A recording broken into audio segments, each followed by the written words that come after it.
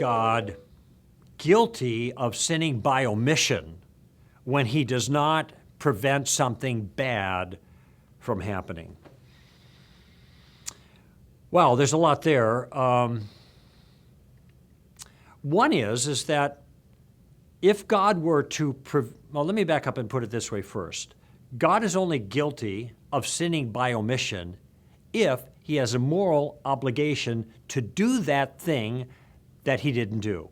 So if we are faced with a circumstance where we might act to prevent something bad, but we choose not to, arguably, we could be guilty of sin by omission. We should have done that thing, but we didn't do that thing, and so that we're guilty. Now, the question is, does that moral obligation apply to God too? Is God morally obliged to stop any evil that he is able to stop? Well, if that were the case, since he is able to stop every evil, then God would be morally obliged to stop every evil, and there would be no evil, and there would be no problem of evil, but it would also mean that there would be no creatures who are capable of doing evil.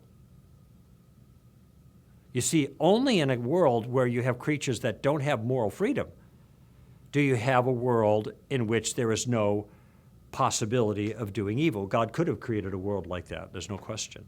He did not. And probably the best answer, generally speaking, for why he did not is that he had a morally sufficient reason for it. That is, he had a good reason, and when I say good, I mean morally good, that there is a better, morally speaking, end that will obtain or be accomplished because God allowed evil for a season. And of course, we see this in our own lives.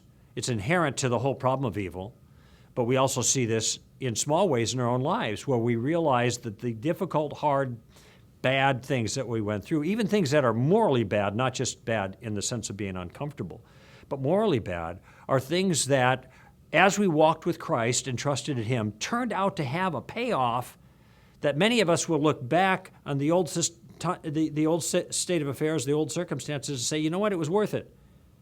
It's better, I'm better off now. We're better off now. The circumstances are better off now. Everything's better in ways that really matter than they were the way they were before. So the bad thing turned out for something good. So simply put, we have moral obligations that God doesn't have. God has a perspective that we don't have.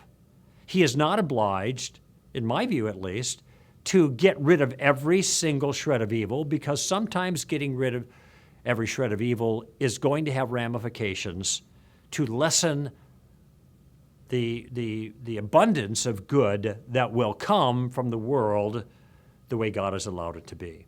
Now, who knows whether the balance is going to be on the good side or the bad side? In other words, we're taking a chance, aren't we? How do we know it's going to be better for allowing this evil? I'll tell you who knows.